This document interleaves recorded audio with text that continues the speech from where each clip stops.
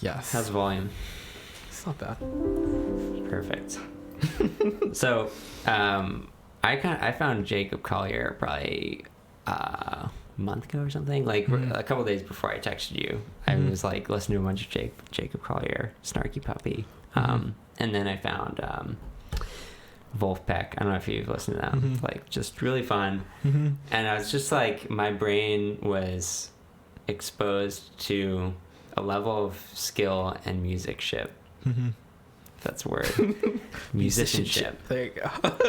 That was like so much out, like made me feel unskilled in the best way possible. Like, you know, past the point of saying like minor chords are sad, major chords are happy. Like, yes, I loved how Jacob Collier talks about, like, you know, growing up, he would just play chords, combinations of notes, and just see how it made him feel. And that's like kind of just where I'm getting my brain to be and trying to improve my playing in that way. Like, do you kind of go through that process of just like experimenting, seeing how chords, notes make you feel? I do. So so piano has always been my instrument. And when I first started out writing, that was like basically all that I did. So I would just like play stuff, and I would like improv has always been the thing for me. And so I would find these like happy mistakes, and I would learn chords, and I started very basic, like just with like triads and stuff. And then I realized, okay, maybe I'm done with the triad, and I went to fifths for like a really long time. And then I moved out from the fifths, and I started playing octaves. And then I started adding things in my right hand and playing major sevenths and minor sevenths and all these other things. And it just got crazier and crazier and crazier. Yeah. Do you want to walk me through the latest song that you just made?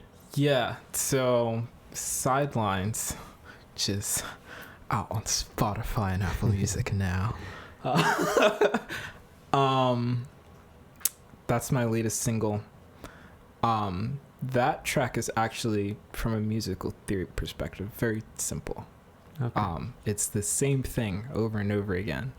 And when I wrote that, I think it's in C#. That sounds right.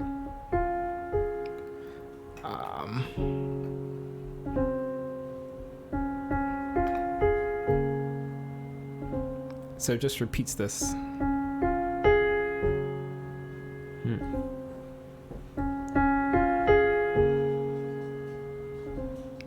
And so it just repeats that over and over and over again. I just sat down at the piano one day and started playing that, and I was like, oh, that's a song. So I recorded a voice memo. Then the lyrics came after. But the idea behind the track was to have like almost a meditation on my identity. And I really wrote it for myself. Right. Because I actually never intended to release it. It did feel like kind of some feeling that you hadn't quite articulated being expressed. Yeah, it was very much like where I was at that point in my life. But I just kind of came into this place where I was like, I am not going to be relegated to the sidelines anymore. I'm not going to relegate myself to the sidelines anymore. I'm actually going to go out of my way to make the impact that I want to see happen on the world happen. I'm actually going to start to take the position of thinking, okay, there's clearly a void in the space. There's clearly change that needs to take place. I am alive and breathing on the earth. If nobody else is going to do it, I'm going to take the mindset of doing it. I don't know what that's going to look like, but I'm going to start to take that mindset. And as the opportunities come, I'm going to take advantage of them. So the idea of the song was to kind of sing that and have it to be something that I could just listen to. And it's very quiet. Like, you would think something like that would be like this loud, brash anthem, But what I wanted to get at was more the consistent resilience that it takes to actually affect change. Like, if you look at somebody like Martin Luther King, like, you might think about the March on Washington, but like every day he had to wake up in the morning and be like, yo, I am going to see equality in this nation. His life is terrifying. Yeah. Like, I don't know a ton about him, but just like hearing some stories of like, you know, waking up not knowing if your house is going to get burned down, you know. Yep. And so it was that I wanted to get at, because I was seeing like a lot of emotion in the world. You can say that again. A lot of reaction. But I wasn't seeing any of that, like that sort of resilience and that sort of dedication in a lot of areas, like not even just like in the area of race, but in a ton of areas. Like, I just don't feel like we kind of have that mindset of being like, okay, I'm actually going to impact the world. I'm going to take that position. I'm going to be great. I'm going to do that consistently, not just this one time, but I'm going to do that consistently. Right. So that was the idea. And I got that out of the music because the music feels very circular and repetitive to me and very steady. So the way that the chords work, it's an inversion of an F sharp major. I'm probably saying this all wrong from a music theory perspective, because this is just the way that I think about it. All good. But so it's that with a C sharp bass or D flat bass is what most people would say. I literally give no thought to that. Everything is sharp. Right. Except for B music. flat. B flat and A flat are flats, and E flat. But everything else is sharp. Yeah, inverted F sharp.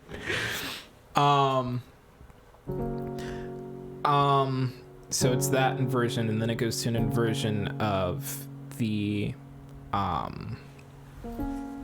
that B flat minor, and it keeps that C sharp bass, so it's always staying on that same bass note, but it's never playing the note that you would most associate with that bass note, which is that. Yeah. And it's kind of floating around it, because the key that you'd be looking for there would be that A flat. So I love that. It's just like maintaining the right amount of tension. Yeah. Of just like, I don't know. Yeah.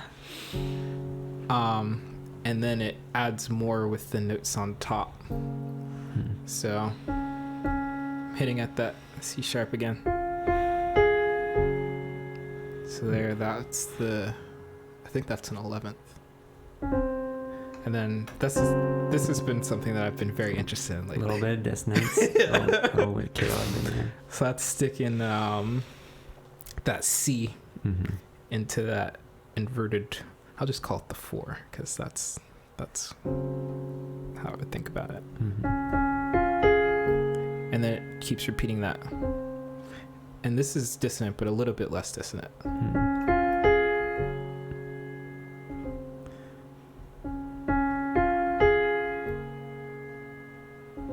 And I feel like there's so much emotion there. And there is. Like just a longing. So that, but I think that as a concept, that floating around what you're expecting is a thing that I do a lot, and that's very much the mentality that I've adopted when it comes to writing music. Like, I always think about what are the, like, in terms of chord progressions, what are the chord progressions that people expect to hear?